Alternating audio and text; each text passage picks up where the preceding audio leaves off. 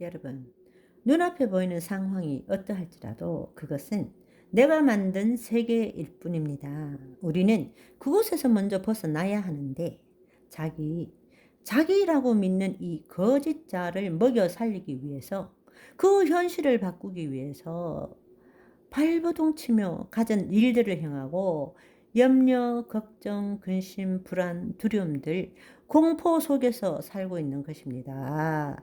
안타까운 일이죠. 우리는 예수님이 전하신 복음을 알지 못하고 하나님의 생명이 없는 자들이 신을 찾는 것과 똑같은 패턴, 동일한 삶을 열심히 살면서 신앙생활을 하고 있다고 그렇게 믿고 있다는 것입니다. 복음이 말하는 것은 그것이 아닙니다. 복음은 내가 만든 현실이 아닙니다. 지금 이 눈앞에 보이는 삶의 상황은 내 인식체계로 만든 세계일 뿐입니다. 예수님께서 말씀하신 것은 모든 것을 다 팔아서라도 그 하나님 나라를 침노하라 라고 말씀하셨어요. 이 땅에 도래한 하나님의 나라. 그 말은 내가 만든 세계가 아니라 하나님이 만드신 세계로 들어가라고 말씀하시는 것입니다. 그리고 거짓자로 그 현실의 문제 해결하기 위해서 애걸복걸 하나님을 찾지 말고 너가 그런 사람이 아니라는 것을 깨달으라.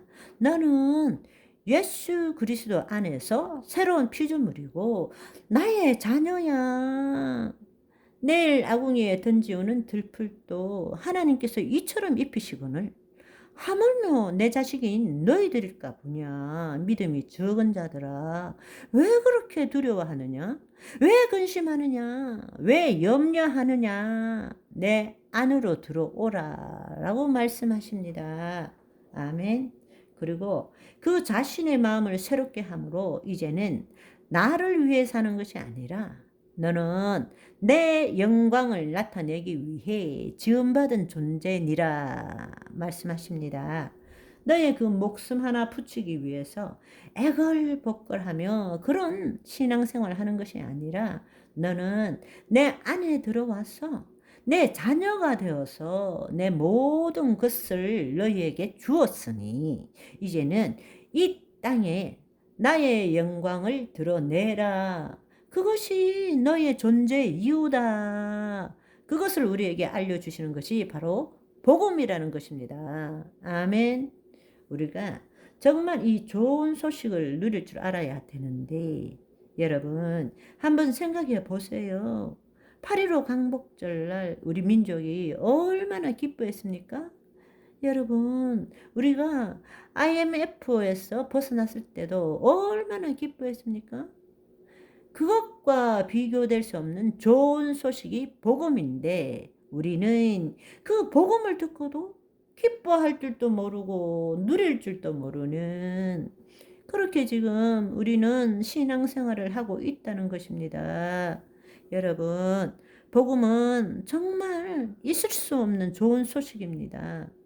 나의 노력이 아니라 하나님 아들이신 예수 그리스도 때문에 은혜의 삶을 살 수 있고 나를 위해 사는 것이 아니라 이 천지 만물을 지으신 하나님의 영광을 드러내는 삶을 살 수 있는 좋은 소식이라는 것입니다. 아멘. 고린도후서 5장 17절의 말씀을 보시면 누구든지 그리스도 안에 있으면 새로운 피조물이라 이전 것은 지나갔으니 보라 새 것이 되었도다. 그런데 이 말씀을 제대로 이해하지 못하고 우리는 새 것이 되려고 애쓰고 있다라는 것입니다. 여러분 이 말씀을 읽어보시면 이전 것은 이미 지나갔다고 말씀하십니다. 또한 앞으로 노력하면 예수면 신앙생활 열심히 하면 기도하면 새 것이 될 것이야가 아니라 이미 우리의 공로나 업적과는 상관없이 내 안에 계신 예수 그리스도로 말미암아 우리가 이미 새 것이 되었다라고 말씀하십니다. 아멘. 이 좋은 소식을 알아야 할 뿐만 아니라 아는 것에 그치는 것이 아니라 누릴 줄 알아야 한다라는 것입니다. 이 말씀을 100분을 애우고 미십니다. 아멘 한들 무슨 의미가 있겠습니까? 믿으라고 이 말씀을 주신 것이 아닙니다. 바로 새로운 피조물을 알고 그 새로운 피조물의 삶을 누리라고 이 말씀을 주신 것입니다. 그런데 너무나 많은 사람들이 아멘 한 분으로 끝내고 있다라는 것입니다. 누릴 줄을 모른다는 것입니다. 지금 이 말씀을 통해서 정말 알아야 될 것이 있는데, 생득권, 날 때부터 주어진 권리, 내 노력으로 받는 것이 아니고 경험으로 얻는 것도 아니고 태어날 때부터 주어지는 권리, 생득권, 이것을 알아야 하는 것입니다. 우리가 예수 그리스도를 믿음으로 우리가 예수 그리스도 안에 새로운 피조물, 그분의 죽으심과 부활하심에 연합함으로 그분의 죽으심을 통해서 내 죄를 대속받고 그분의 부활하심으로 인하여 그분의 생명이 우리 안에 들어옴으로 인해서 우리가 하나님의 자녀가 되었을 때 주어지는 생득권, 거듭난 것, 위로부터 난 것, 그때의 첫 번째 생득권의 첫 번째는 뭔가 하면 예수님께서 우리 안에 계신다는 사실입니다. 여러분이 어떤 어려운 상황 가운데 죽을 것 같은 그 상황 가운데서도 주님은 여러분 안에 계십니다. 그분은 영원히 떠나가지 않으십니다. 세상 끝날까지 함께 하신다고 말씀하셨습니다. 영원히 우리와 함께 하신다는 것입니다. 우리가 이 세상 현실에 묶여서 죽을 것 같고 힘들 것 같고 아무런 도움도 없고 끝까지 갔다 할지라도 그 순간에도 주님은 우리 안에 계십니다. 아멘. 내 안에 계신 그 주님으로 말미암아 하나님은 우리 안에 계신 예수 그리스도로 말미암아 우리를 통하여 당신의 말씀을 이루시기를 원하십니다. 와우! 어떤 상황에서도 우리가 알든 모르든 상관없이 그분은 끊임없이 우리 안에 계실 뿐만 아니라 끊임없이 그분의 말씀을 통해서 성령 안에서 말씀을 통해서 그분의 그 말씀을 우리를 통해서 이루시기를 원하십니다. 아멘. 여러분이 이 사실을 기억해야 합니다. 그분이 안 계시고 그분이 안 도와주시고 그것은 여러분의 생각과 감정으로 그렇게 믿는 것입니다. 여러분의 죄의식이, 죄에 대한 죄책감이, 여러분의 두려움이 하나님을 가리고 있을 뿐입니다. 그러나 여러분이 그러하더라도 하나님은 계시고 하나님은 지금도 우리들을 통해서 당신의 영광을 드러내기를 원하신다는 것입니다. 마치 비유를 하자면 태양과 같다. 태양은 사라지지 않습니다. 태양은 존재합니다. 그리고 태양에서 나오는 그 빛은 멈출 데가 없습니다. 멈추지 않습니다. 여러분, 밤이 되면 태양이 없어집니다. 그렇다고 해서 태양이 진짜 없어진 것입니까?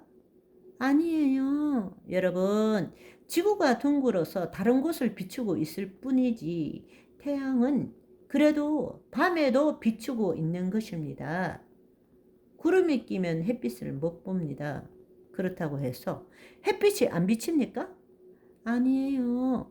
구름에 가려 그 햇빛을 못 비출 뿐이지 구름이 사라지면 햇빛은 다시 비치는 것입니다.